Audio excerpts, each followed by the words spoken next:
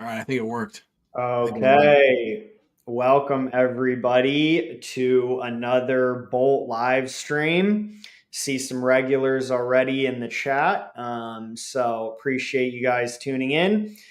The hackathon is over. We're in the judging phase now. You know there's no more product to ship, and so we've shipped our focus here, and now we're having these different types of live streams where instead of helping you build your product, we're talking about what do you do next. You built something cool, you got it out there, and now it's time to go find users and really get your app out there into the world. So today I'm joined by Erik and Erik, and we're going to be talking a little bit about some of the Bolt history and what you, as a new creator, builder, and potentially founder, might be able to take away in terms of lessons from some of our journey, as well as getting some of the perspective of Erik Nordlander, an investor, on kind of the state of the market and how to think about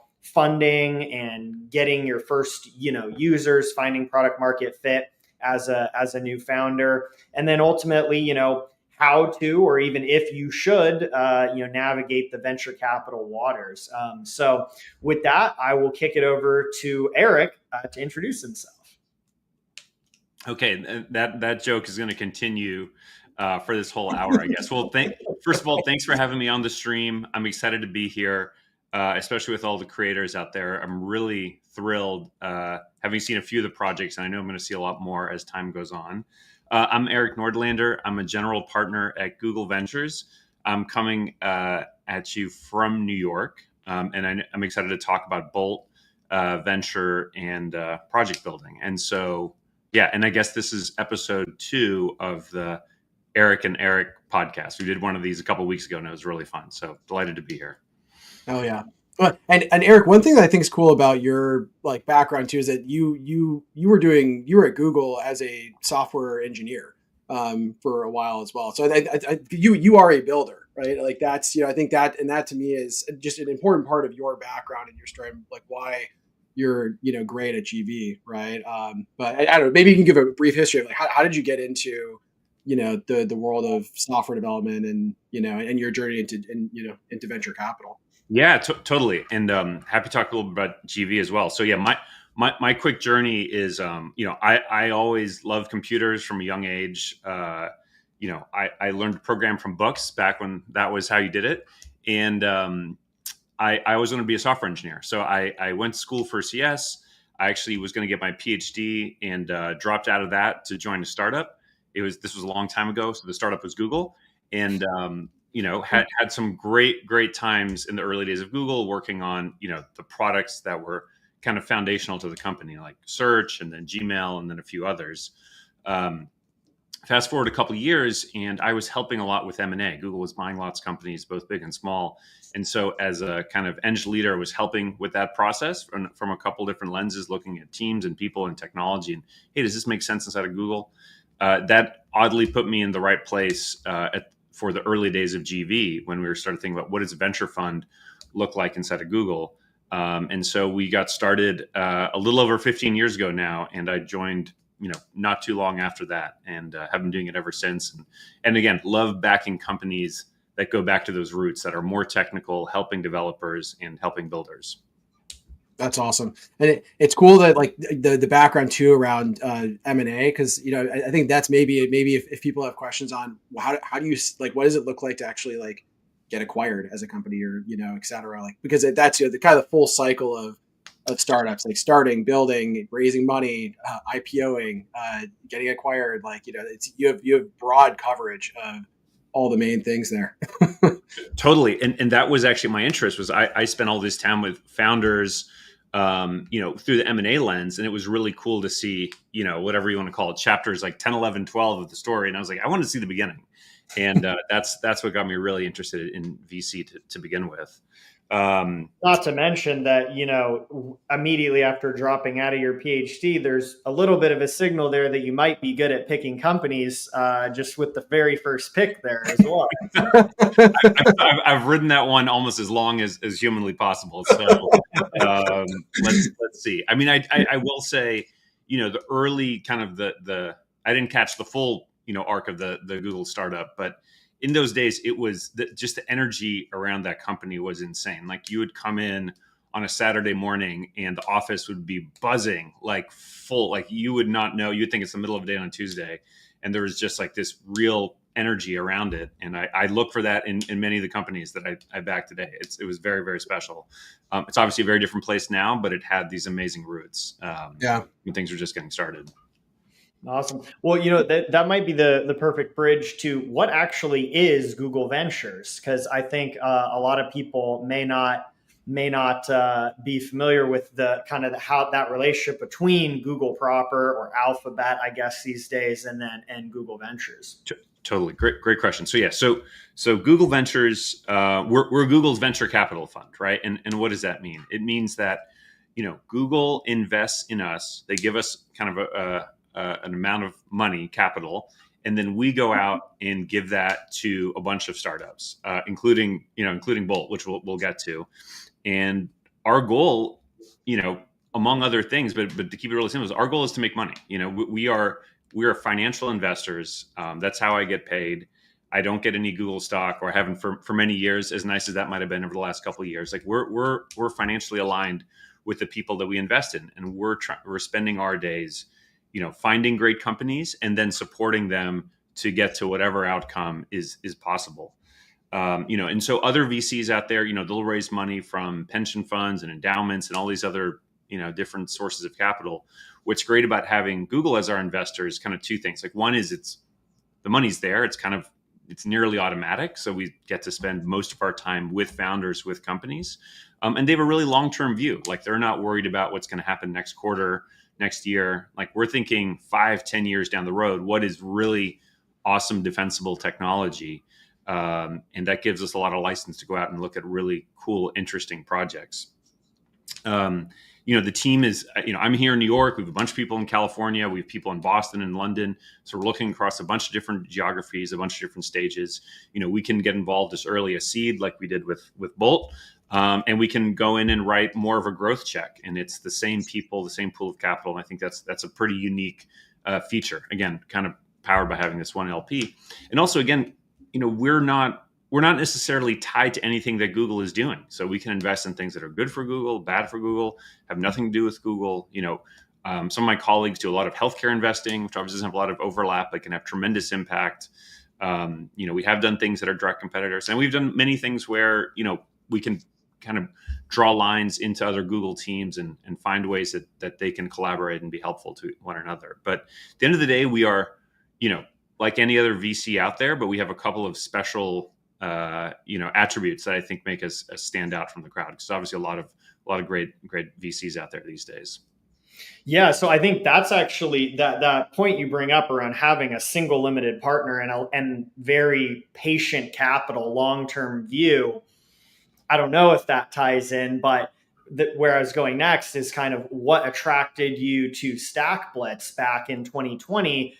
A lot of the people watching, they haven't necessarily, some of them have, but not all of them have been here for the whole story and the whole journey. StackBlitz was a very different company. This was not, the hype thing on Twitter and YouTube that everyone was talking about in a hot niche. And I wonder kind of what attracted you back then at the seed stage, and how, if there's a tie in there with that kind of longer term thinking. Yeah, I think that the short question is, Alex is asking, did you know there was going to be 7 years of excruciating pain until we found the product that worked?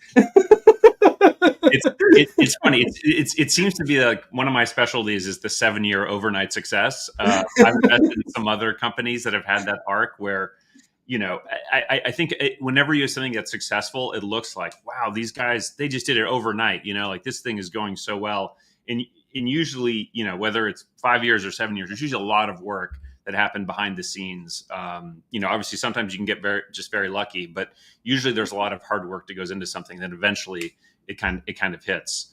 With StackBlitz, I mean, it was obviously a very different time, different business, different company. I mean, look, I actually went back and found, whenever we make an investment, we kind of write up a little, kind of a 2-page memo to our partners to sort of share, like, hey, here's why we're excited about this, and like here are some of the risks, and just kind of share the parameters. And luckily enough, I have that, and I don't have to rely on my memory. But certainly, we are very excited about the founding team, Erik in particular. It's when you're investing at seed, it really, the biggest factor are the people involved. But then, interestingly enough, there are a lot of things that I think are true about Bolt that were true about StackBlitz. And one was, velocity. Like StackBlitz was this kind of really new technology about doing things inside the browser, and that allowed you to type a line of code and have that immediately reflected, in a live app. And that was, I think 5 years ago, that was a very unique thing. That was not something that a lot of other IDEs, and certainly not, cloud or web IDEs were doing. And we were really impressed by that. And that translated into a lot of developer traction, and a lot of enthusiasm from the people that we spoke to that were StackBlitz users. They were able to, prototype and work with ideas much faster than with any other technology. Now, Bolt has kind of upped the ante in terms of how fast you can build something. But if you go back to 2020, this was actually one of the better ways to go from an idea to maybe a working prototype or website. Interestingly enough, I think the challenges rang true as well. Like this, IDEs were a tough thing to sell, right? I think that was one of the challenges we identified, and for better or worse, that probably was one of the struggles pre-Bolt days that we ran into. It's like it was harder. Yeah. It was hard to sell that to the mass market. And I think there's a lesson there about, even if you have a technology that is extremely helpful to people, there has to be a kind of, monetization hook, right? And that was maybe the piece that we didn't quite nail in 2020. But now, again, Erik, you've spoken about this, obviously with Bolt and all the AI tools included there, things have been going really well on that front. Yeah, that's something we talked about the other day with Kyle Poyar and the Growth Unhinged piece that actually came out today. You check it out on LinkedIn. But that was one of the comments you had there too, Erik, of just what one of the ingredients of success was simply staying alive until the correct moment in history where we really found the right use case for the underlying technology. Yeah. I feel like that's a lot of the game of finding product market fit is it's purely it's like a common thing that I say a lot now, but like it's purely just how many shots on goal you can take, and the more time you have to take shots on goal, the better. And then the next factor that you can add into that is in a given day or week, how many iterations, how many shots on goal can you take? And that's like why Bolt is, such a powerful product for people that are starting businesses, because what would have taken, weeks to go and build, you can do, sometimes in like minutes on it. Like, like on a live stream, like a couple of months ago, we, in 5 minutes went from no app to your first prompt in with Stripe billing set up and working, deployed live in 5 minutes. That's like, that would take weeks before this stuff. And, so I think that, until you have product market fit, it's really important to extend your runway as far as possible. And then, how do you just go and iterate and get it out, into people's hands and get feedback and, rinse and repeat and come back, as much as possible. Like that's entirely the name of the game, for finding product market fit. Yeah, I completely agree. And, I know along the way, you probably got a lot of advice, like, spend more money, do this, do that. And I think that is, it's a very seductive thing. Like if you have the money in the bank, I think the easiest thing to do is to spend it. And sometimes, like you said, the time is actually the most valuable asset, so if you want to reserve time, while you are iterating on product and sort of discovering a market, that can actually lead to much greater success than kind of going, pushing all of your chips in right away. Obviously that was the case here. And I think what's great is like that velocity that Bolt provides. It's not just at the beginning, right? This could be for a more mature startup or even a big company. If you are thinking of something new or iterating on an existing product, this just lets that happen at literal warp speed versus what you might have been doing even a year ago, where it could have been months of roadmap and testing and development and contractors and other things like that. Now can just happen, like you said, literally minutes, and that's an incredibly powerful thing. Yeah, it's huge. And it's an interesting thing too, because it's like the game before product market fit. It's and I think there's like where there's a lot of it's like not all advice that's given applies to kind of like where you're at and the stage you're at, because like there is a time, right, to go and like really deploy the money in the bank quickly after you found product market fit, because you have something that's working. It's like, okay, it's okay to be even lossy in how some of the stuff is being deployed, because you just have to grow as fast as you can.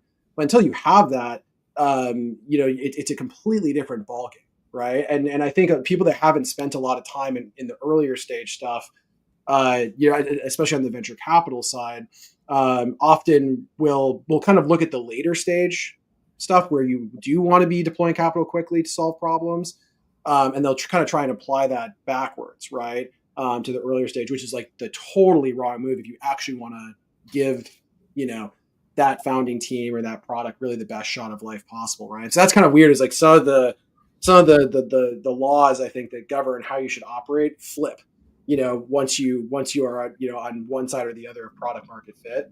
But you kind of have to, it's hard to delineate this stuff sometimes, but. Yep. No, I totally agree. And I think that a lot of the kind of press and writing about startups is, probably correctly so, focused on all the winners. And again, the winners are later in their existence and, usually have a lot of capital around them and can do all these types of things. And it can be, it can be lonely in the beginning when you're just trying to figure things out. And time is so valuable at that stage. Yeah, this is just a bit of an anecdote, but thinking back to that seed round, I remember that was right when I was joining the company as well. And, COVID hit, we all went work from home, and I called Erik for some career advice. We started chatting about where StackBlitz was at the time. And that was right when we were getting into the enterprise sales motion for the first time. And so Erik and I were chatting back and forth and, kind of seeing if there's something we could do right there. And I remember there was a conversation where Erik was like, okay, you go and think on everything we've talked about how we'd kick off this enterprise thing. That's your job. Gather your thoughts there. And then my job is to go raise some money so we can actually run this company.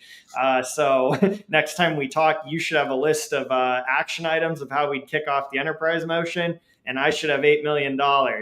And then next conversation, we both checked those to-dos. And that was kind of the beginning of my journey with the company. So that was very awesome. Obviously, a lot has changed since then. Kind of fast forwarding from the seed all the way through to the B that we did earlier this year. Curious to hear from your perspective, what kind of has changed and what stayed the same about the thesis, and what kind of had you excited about continuing the journey with us when some aspects of the story had definitely shifted by that point. Yeah, no, and I remember those seed days well. And look, I would say what was important was this real focus on, the product and the experience of the developer, right? I mean, developer tools in some ways, like Bolt, StackBlitz and Bolt have kind of followed the arc of that market in a way. And that's another, choosing your markets is also really important. And so I think, when we were getting started as a company, people were very discerning in terms of developer tools. And obviously we were building something that people wanted. We had a lot of people using it, but the narrative was kind of everything has to be open source. It has to be free. Like people would never pay for this stuff, and again, that kind of hit into, our ability to charge for it, outside of the enterprise and other things. Moving forward, I think that we did a lot of stuff, we stuck with those same themes about very focused on product, having a great experience, focusing on what developers need and want, and especially, having that builder mindset, right? Like what does a creator really want? And then the difference being that, by adding some generative AI, the sort of scope of what you could do completely changed. And also the market shifted. Like people now are very happy to pay for these developer tools because the stuff that it allows you to do is just crazy, right? And if you think, hey, what would it cost for me to hire a developer to do what Bolt can do? Oh boy, pretty quickly you're going to realize you're getting the world's best deal, and that is an amazing product to be selling when your kind of comp is 100 or 1,000 times more expensive, right? Like that's an amazing business to be in, and I think we're lucky to be in it. And I think at the B, what we saw obviously the kind of early part of that rise, and it was just amazing to see it all come together and say, hey, look, we have basically figured this out, and now it's time to really scale out and get this in front of as many people as we can, and obviously continue to improve what the product can do and all its different capabilities. 100%. I think something that is another interesting question that has applied to the market we're in now, that to your point, the developer tool market at that point, it was kind of this narrative violation of we're going to try to build something that is not open source, a paid hosted service in the browser. And there were certain aspects of that worked incredibly well. Millions of users, open source projects, of course, were using it in their documentation, and large enterprises were using it to support their internal design systems, prototyping, collaboration, and like bug reporting use cases.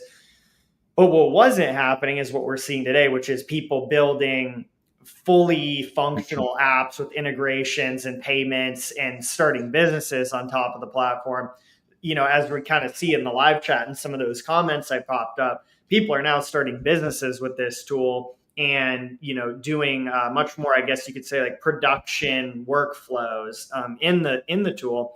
As a result, this market niche has gotten significantly more traction, capital, competition, interest, and users than the sort of dev tool niche that we were in before. And we were kind of talking about that transition from pre-product market fit, capital allocation, and business strategy. Then you find product market fit, that sort of changes certain aspects of that strategy. I think we're even in a different category now where we're in a hyper competitive market niche where it's beyond product market fit. It's like mega product market fit.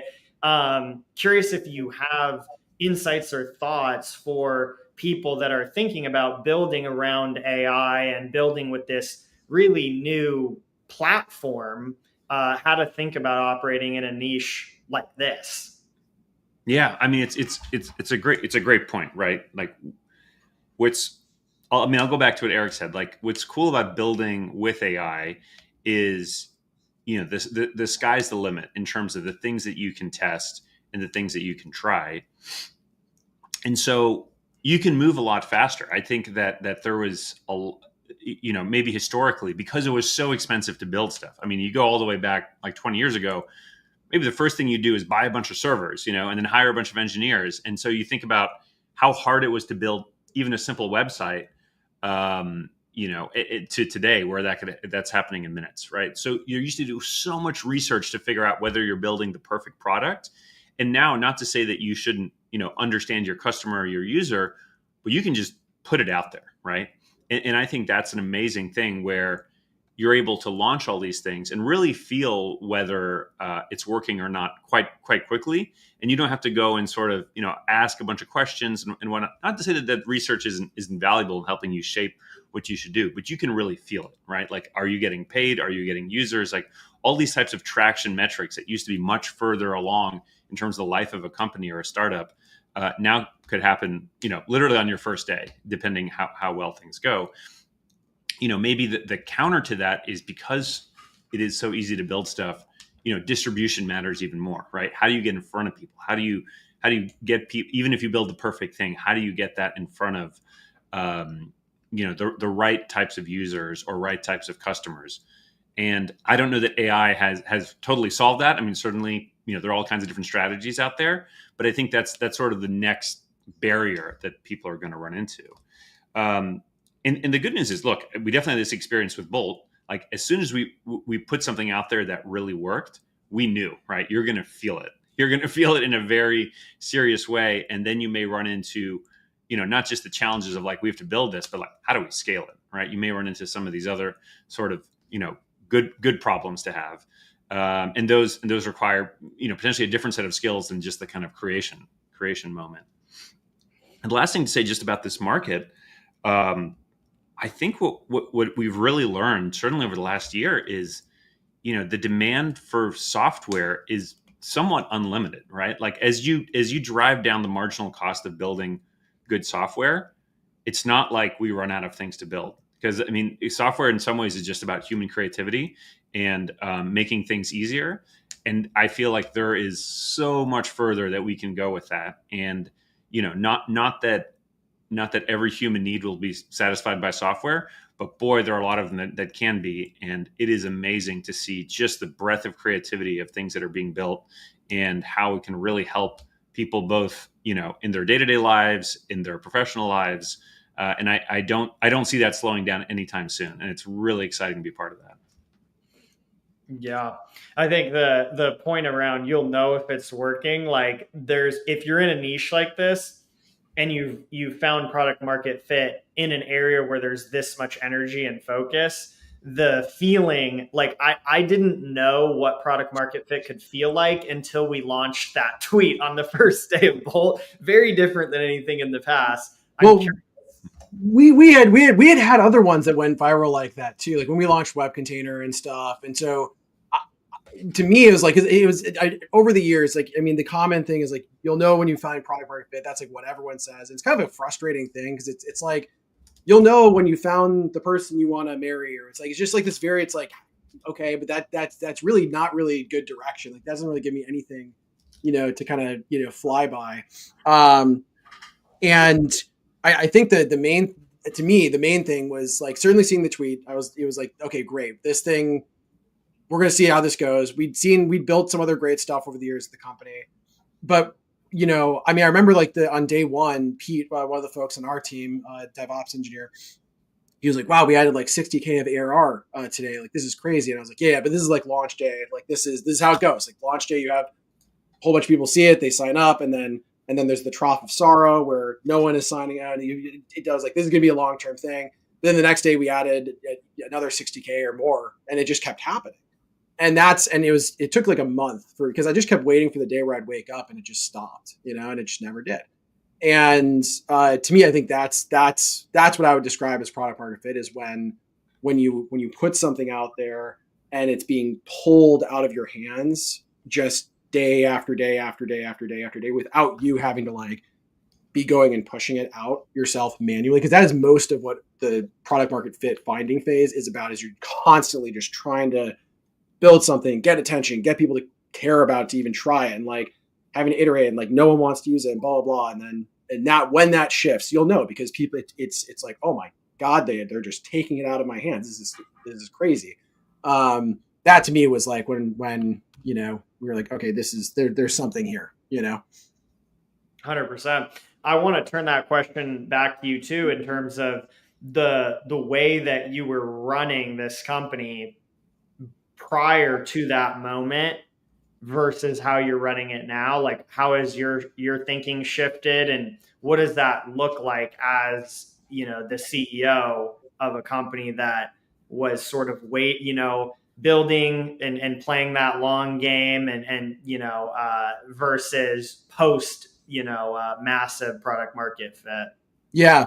Well, yeah, it's a good question. I think, kind of pre-product market fit, again, a lot of what we've talked about already is we've always been extremely capital efficient as a company. And this was even through the 2021 mania era, as Erik can attest. Like we throughout that entire time, it was, I mean, if you look at our books, it was as if nothing else was happening in the world. We didn't really change how we operated. We were just, really operating like a bootstrap startup almost, like to the degree that we were, saving money and just focused on iterating on product, et cetera, and trying to find product market fit.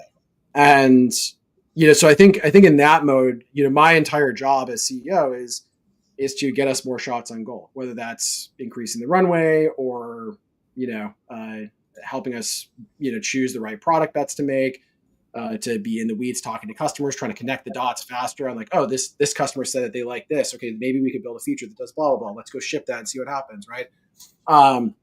Basically turning over every stone to try and find product market fit.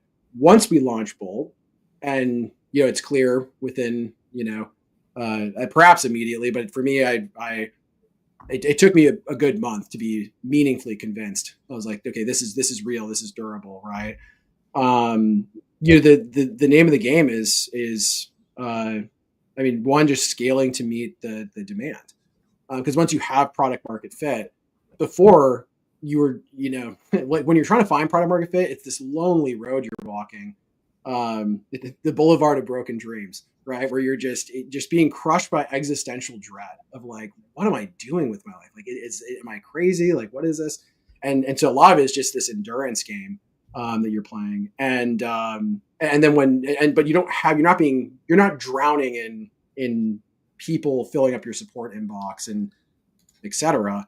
And then after we launched Bolt, it was like we were flooded. I mean, just flooded with tens of thousands of people, paying customers.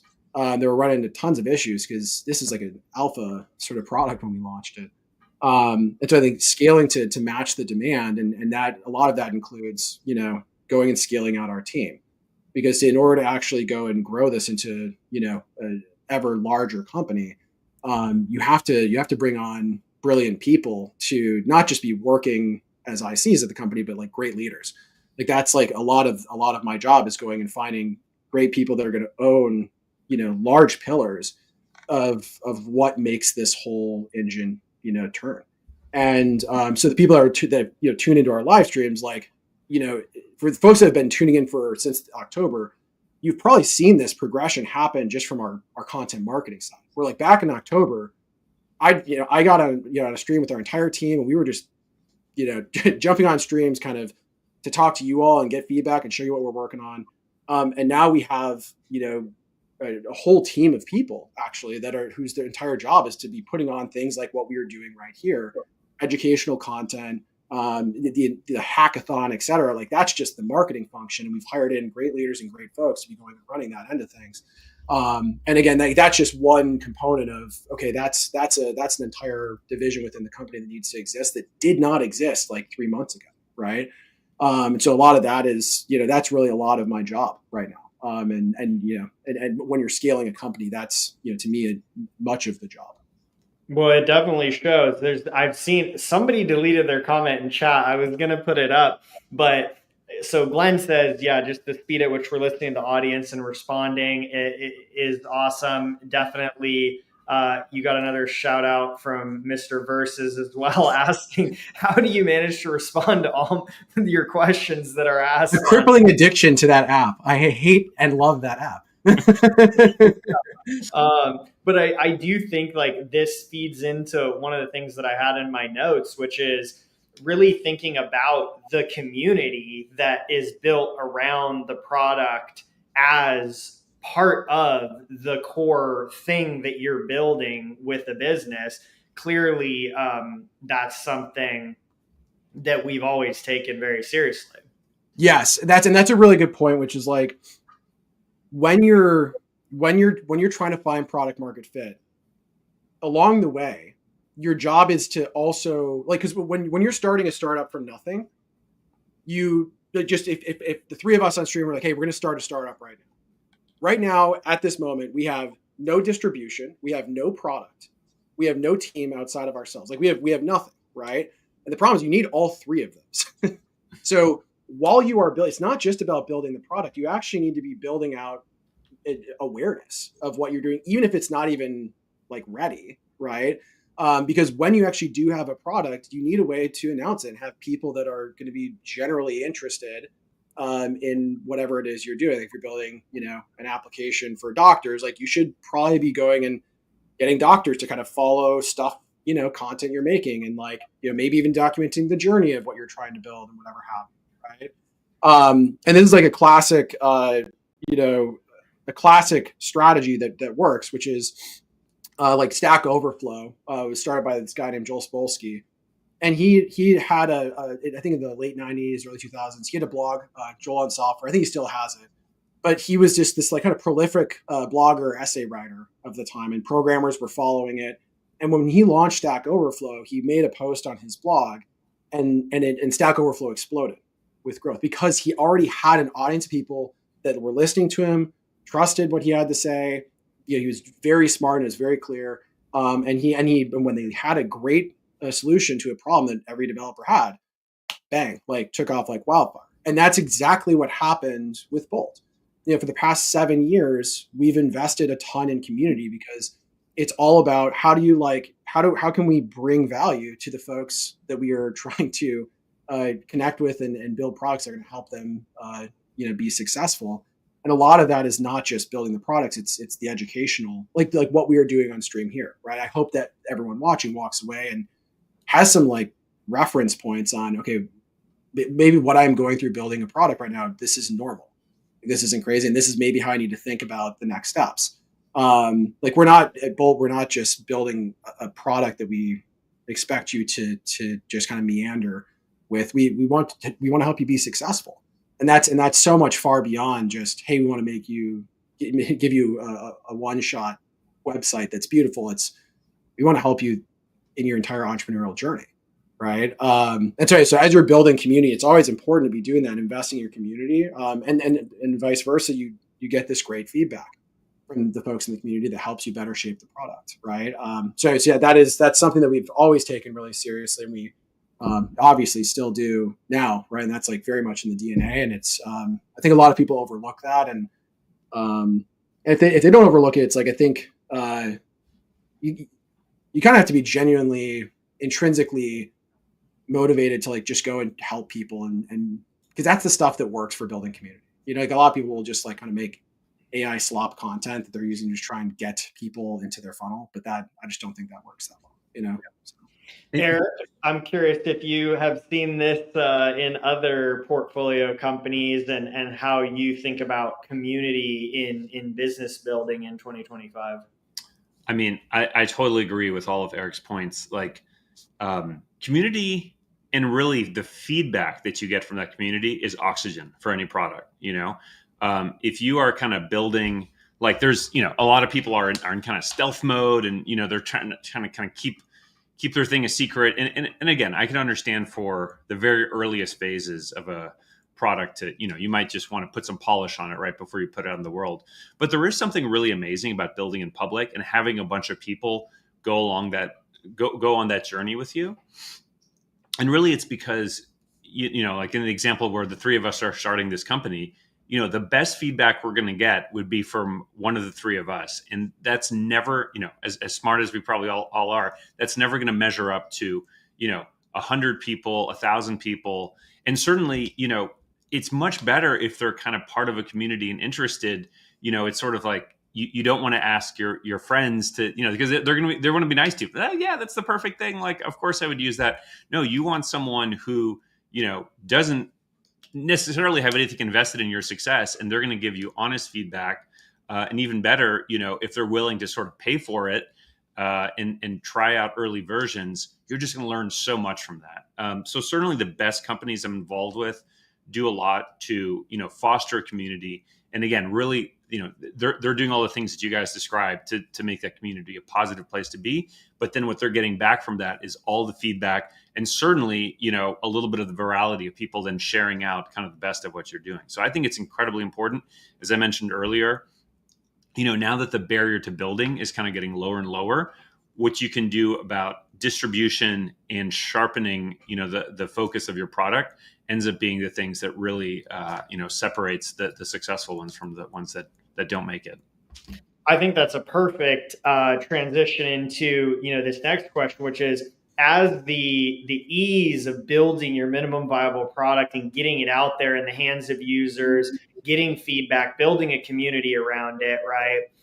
As that becomes easier and something that you can accomplish faster, in my opinion, and from what I'm seeing on X and reading a lot of other people kind of talking about this shift that's happening, distribution and like very specifically just how do you find your first 100 users becomes so important, because this is now something that you can do before you get funding, before you build a team, before you hire developers, right? And so in order to really differentiate yourself and prepare yourself to like collect the feedback, understand what you need to build, and ultimately like understand what that scaling process is going to look like, it's just such a hack that you can now go get your first 100 users first.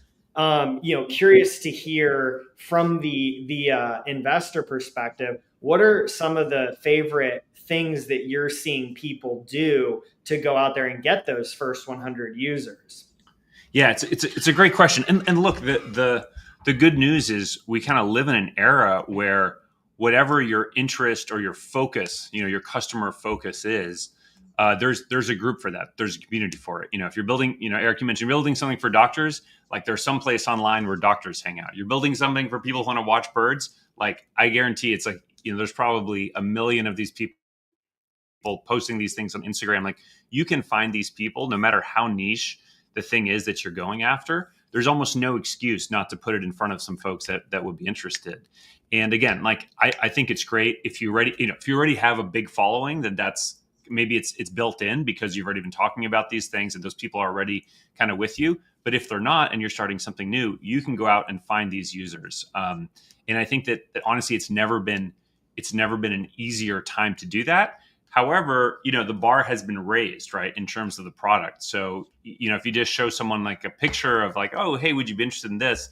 That's never going to hit as hard as, again, using Bolt to build a prototype, put that in front of someone and see, you're just going to get a different level of excitement.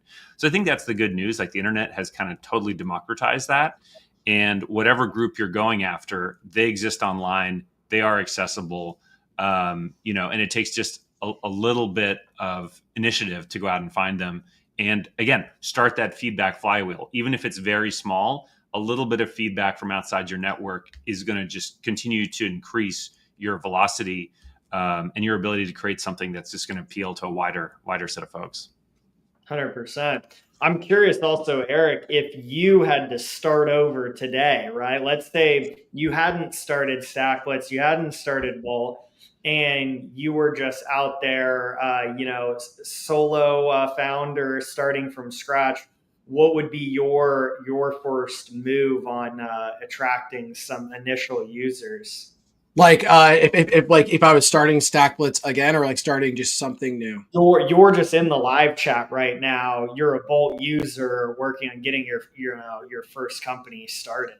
Yeah, I think I would do exactly what we did with StackBlitz, which was like, what matters is like you want to know what market you're going after, right?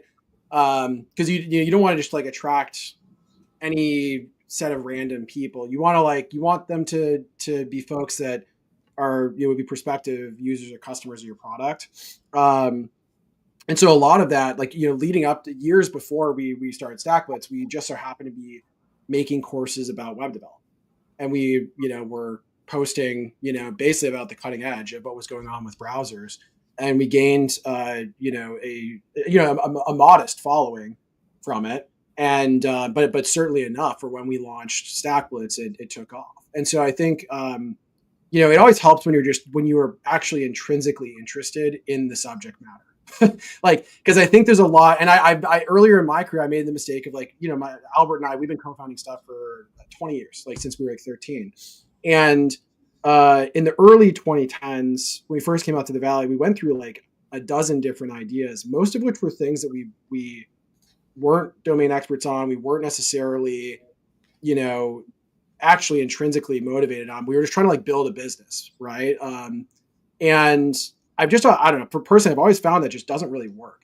because you have to actually find it interesting. You have to kind of actually be the end prospective user or customer for that to really work. Because if you're trying to build an audience, like anyone can go and ask ChatGPT to write like stub blog posts about any topic. But like the key insights, the ones that are going to like, you're going to post it and then people, it gets retweeted a whole bunch of times and people start following you. It's stuff that is not going to be slop AI generated. Right. But that only comes when you're like in the shower thinking about like, oh, that's interesting. Like, this is kind of like that. And like, I could like, maybe write a tweet or a blog post about it. Yeah. I mean, so much deeper than distribution too. I mean, yeah. I've watched you save this company so many times because you're obsessed with the markets that we've operated in. And it's like, it just makes sense because there's going to be multiple people in any market. And it's just a truism that if you're not the one that's obsessed with the subject material in the market and deep in it, it's guaranteed that someone who is also going to be in that market. Yeah. And if you're not that person, how are you going to catch that next thing that you need to do or have that insight? I mean, I've just seen that, especially in the StackBlitz days. We're pretty new into the Bolt days here, but I was just constantly impressed by the things that you would see that nobody would see if they weren't on Hacker News, if they weren't on Reddit, if they weren't on Twitter, just reading, watching what everyone else was doing and thinking about the market. And it was just because it's interesting to me, like like I'm not doing it because I am obligated to. I'm not doing it because I, am like stressed. I'm just like, oh my God, I have to like, but it's just like, I'm just genuinely curious. Right. And like, and I think that to me is the best things tend to come when you can align those. And I think a lot of the previous things that Albert and I worked on, we didn't have full alignment on those things and they didn't work as well. The only things that actually did work previously that Albert and I built were things where there was that sort of alignment. And StackBlitz and Boulder is the, of all the things we've ever done, this is the ultimate alignment that we've kind of ever had, where I've got this intrinsic interest and, curiosity around how this stuff works and how the market is, how things are shaping up and where this is going. And so, that'd be my advice. And I think this kind of ties into the next question, Alex, that you're going to ask, and I'm going to front run you on it. But basically, like, should you bootstrap or raise money? Like, because, and Eric, I'm curious to hear your thoughts on this, because so the classic thing is I suspect Eric's not going to say this answer, but typically at least a lot of people will say, okay, venture capitalists will try and get you to raise venture capital because that's kind of their business. They want to have as much deal flow as possible, which I suppose from an incentive perspective is true. However, I think so from the entrepreneurial perspective, I think that it's like going and raising money is a commitment. Like you're bringing on partners to this venture, and you need to assume for the next half decade, you are going to be doing this thing. Right. And that is 5 years is a lot of time. I mean, that's like, we've got, however many good years of life from the age of, 20 to 60 to do startups or something. Right. So there's 40 years. Right. So you don't have many of these sorts of bets you can necessarily make. And so my perspective is you really want to bootstrap.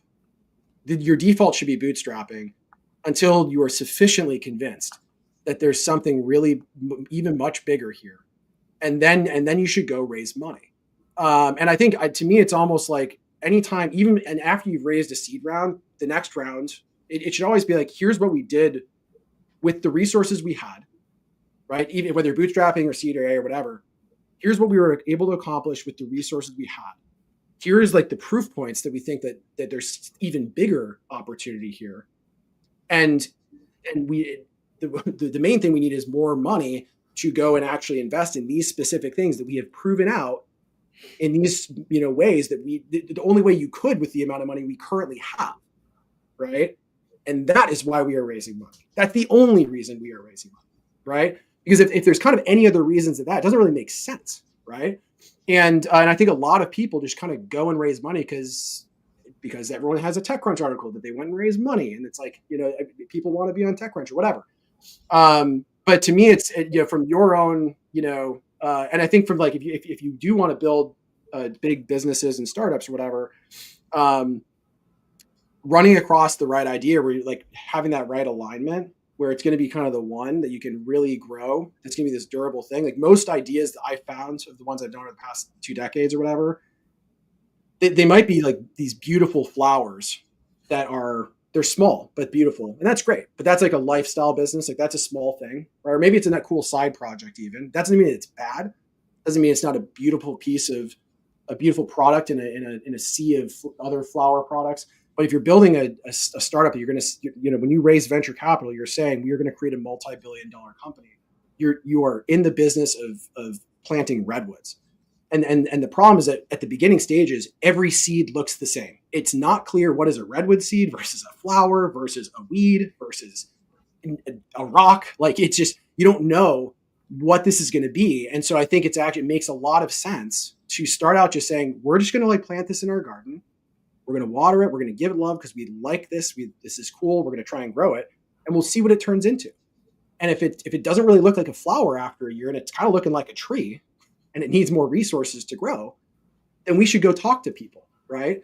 But if it's a flower and it's like, and you like it, it's making you money, great, right? And then if that's what you want, great. Anyways, that's like, I don't know if that analogy makes sense, but that's kind of my sense of like how to look at this, because I think it's like sometimes very, it can be very unclear. But anyways, yeah. I love that. I got to add something on though before we pass it over to other Erik, because I want to get your response to both that and this idea on top of that I've been mulling over, and I have a captive audience here. So I think an idea that is interesting for folks that are looking to build today, and especially if you're looking to kind of bootstrap and start small and utilize the new tools that you have, both for building the product, building the community, like we talked about.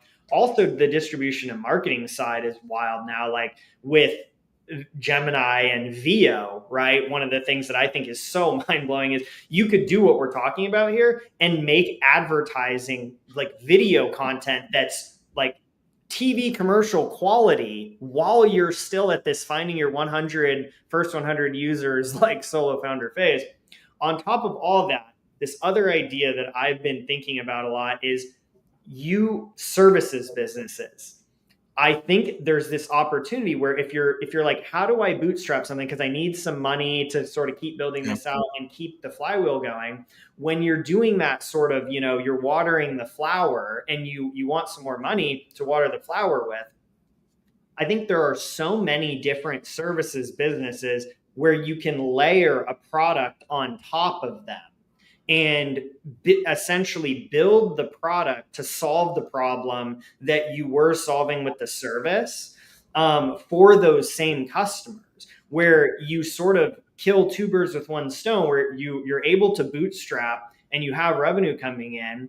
You're also able to get that very important user and customer feedback because you're building a product to serve those same customers that you already have, that you're delivering the service with. And then like, the same point that Erik was making is if you see, this could be something bigger, this could be a venture scale business, this software could be the solution for every company delivering this service to this user type, then that could also be another trigger to go out and raise some venture funding to scale. And I think there's been a couple examples of this. I think Case Text was a little bit in this space. They were a legal startup where I think they were bulk of their revenue was services, but then they built out like an AI powered product to meet the needs of those customers, and then ultimately got acquired by Thomson Reuters shortly thereafter, at massive scale though compared to what they were prior to that. Anyway, curious about the VC take on all of these kind of new strategies, I think, for building a company in 2025. Totally. And Erik, I completely agree with everything you said. I mean, there's so much that you can do to learn about a business before you go and and raise financing for it. And I think, again, this is what's amazing about this moment and being a builder or a founder. If you go back to the early days of VC, the most that you could maybe come up with was a plan, because building technology was so expensive. So there was, unless you happen to already be very rich, there was no way to kind of bootstrap it, because you needed to buy computers or do whatever. And so now that's kind of flipped on its head, where you can go out and do the full stack build of a product. You can test it. You can get in front of the community. I love the idea of running commercials for it. I mean, you can do all of this stuff on a very shoestring budget. And I think what that means on the VC side is, like, the bar is somewhat raised, right? If someone shows up with just like, a very, nascent idea, that's not going to attract as much capital as something that is more fully built out, because it's easier to do that now. And so I think that, the expectations, like, even though what you can do has become incredible with almost, practically no capital, the expectations to raise venture are just getting higher. And I think that you said another good thing, like, they come with expectations, right? Like the old joke is, like, every like median VC relationship is longer than the average marriage. And, it is a long-term commitment. And I think that, you want to take that seriously on both sides. So I agree with that. On the services piece, look, I'll just share, advice I got from a former CEO of Google, Erik Schmidt, and it sounds very obvious, but it's so important, which is revenue solves all problems. If you can get revenue into your business, that is going to maybe not solve all your problems right away, but it will certainly help a lot. And again, it's that incredible signal that what you are doing is meaningful to people. And again, it doesn't need to be an insane amount of revenue, but I think that it adds to your runway, it adds to your conviction, it adds to your signal you're doing the right thing. And obviously there can be kind of local maxima that you may hit. And again, doing something that's more services based versus like a product thing, there's obviously going to be limits on scale there. But done in the right way, I think as long as you have a nose towards revenue and finding that, you're going to be pointed in the right direction. And then again, that will extend your runway to a point where, okay, maybe now it makes sense to really go out and raise a bunch of financing and, take this to a whole different scale. Yeah, I think that's a really interesting point too, because it's like it's like what's going on with tools like Bolt, et cetera. Like it's raising the bar to go and raise capital, which I actually think is a good thing, in the sense that before it was actually much riskier for both the venture capitalist and the entrepreneur, when there's not any data points. You're like, hey, going back to the 80s, Apple in the garage, where it's like, hey, we literally have to buy physical hardware parts and put them together. Maybe people want an Apple II or whatever, right? If that doesn't, where you have to spend a whole bunch of money to figure out, is this idea even viable? And that was really even the case even 12, 24 months ago or whatever, for software. But being able to de-risk that to a very meaningful degree is great, because for the sole reason, I think the incentives are actually aligned. Is that venture capitalists, right, don't want to invest in things that have a small are not going to be multi-billion-dollar companies. I would say most entrepreneurs also don't want to spend 5 years having to be locked into a marriage to go and do that if the seed that they chose wasn't the right one, mm-hmm. right? So anyway, so I think it actually, it may actually help with, early stage investing being perhaps, more accurate than ever, as far as being able to determine, for both the founder and the investor, is this really worthy of additional capital? And also from the entrepreneurial side, it's like, listen, I think it's okay to have a lifestyle business. It's okay to make enough money where you're content. Like, not everything has to be $1 billion company, right? But this just, I think this enables more people to explore either route, so. Totally. Any reactions to this comment on Twitter? Yeah, Eric, are we going to see what the GV vibe coder? You have V in the name. The vibe coder fund, GV vibe coders, GV vibe coders. I don't know that we would necessarily spin up a different fund, but I'm just very, like I said, I'm very excited about this moment. Like, in the 15 years I've been doing this, I can't think of a better moment to be an entrepreneur, because a lot of the stuff that you used to have to do just to get to that point of understanding, like, is my idea good or not? Because that's a big moment for an entrepreneur. Like, hey, is this thing real? Does it have legs? Like, is this going to be a business that will scale to whatever? Like, is it scaling to a lifestyle, to $1 billion company, to something even bigger? You can get to that point so much faster. And I think as a creator or as a founder, that's the most important thing. And so, I can't think of a better time to be starting a company, just because that discovery process has been super compressed. And look, like, that's really the name of the game. And I think that's really what Bolt is all about, is kind of shortening that, and a bunch of other tools that go along with it. But it makes me think that there hasn't been a better time to be a founder, and I'm sure it's only going to get better. Awesome. Well, I think that kind of brings me to one of our last sort of questions that we wanted to talk about here, which is looking at the environment for founders, and as an investor in this current market. I think everybody has this feeling that this shift with AI could be bigger than the shift with mobile, and could be as big as the shift with when the internet first came around. What are you excited about today, and what are you seeing out in the market that has you fired up to go out and talk to founders and make more investments?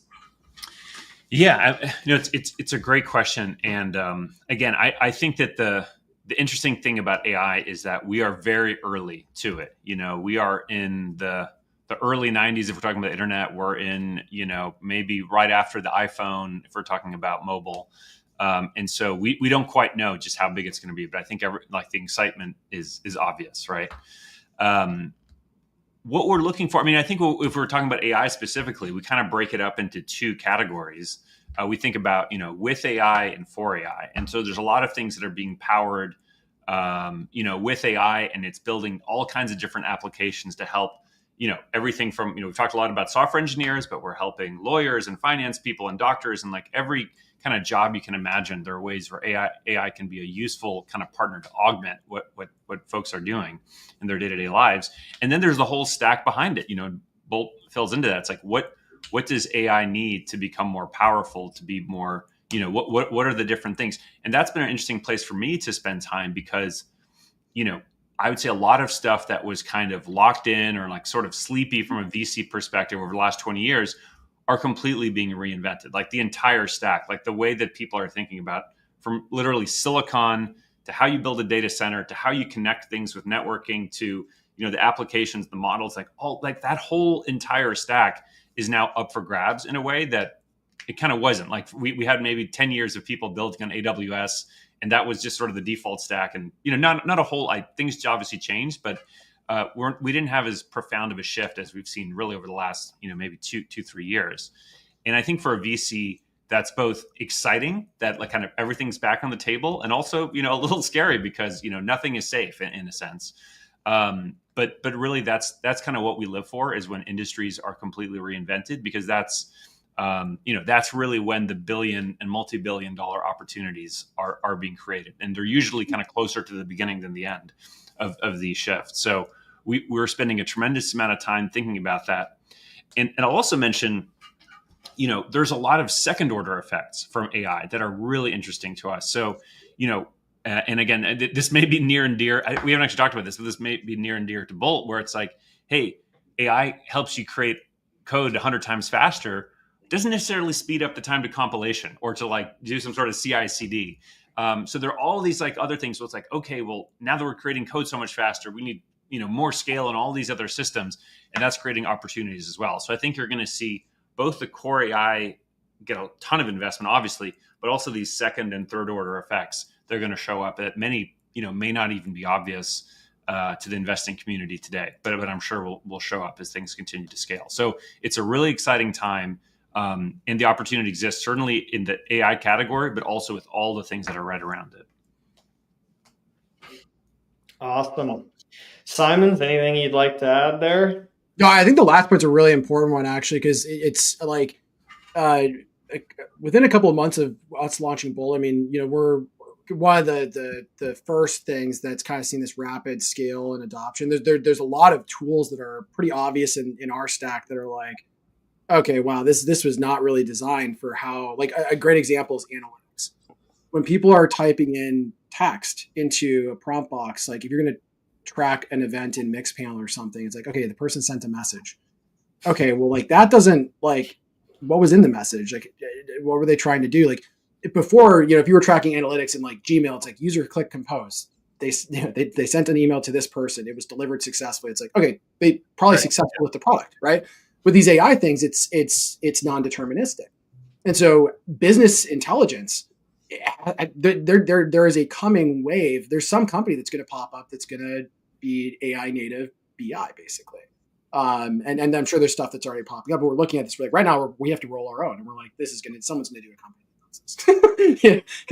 But this is an example though of like, the second order effects of, okay, as AI tooling is kind of permeating everything. There's a lot of things that are going to have to be built to go and actually support that, and there's a huge set of opportunities there. I love that one. If you're working on that, give me a shout. I think and you have at least one customer right here. So there you go. Yeah. And Erik, include me in the deal flow of this. Absolutely. Awesome.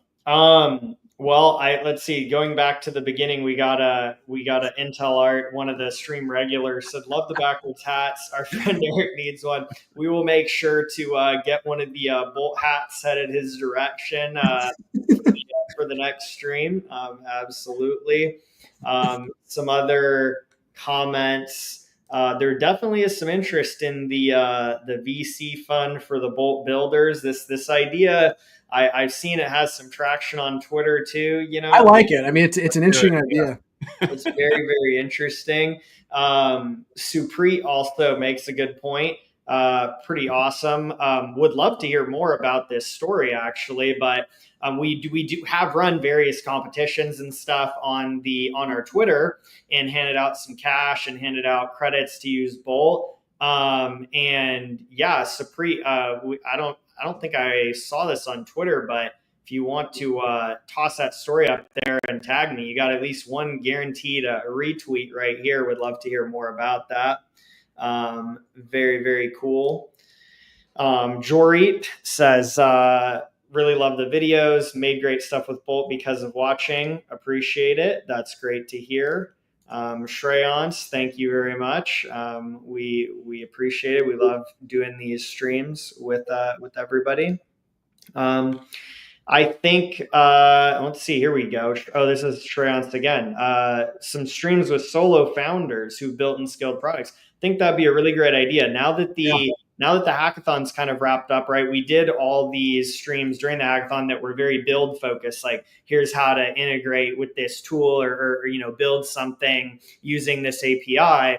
But certainly going forward, this has been really incredible. I'd love to do more of these kind of business focused streams on bringing people on that are both on the investor side and on the founder side to kind of hear their stories and learn from them. So I think that's absolutely something that we should and will do. So I know there's some questions that we didn't get to, but we are over on time here. So I got to say, come back to the next streams. We'll continue diving more into some of these great questions that we didn't have time for today.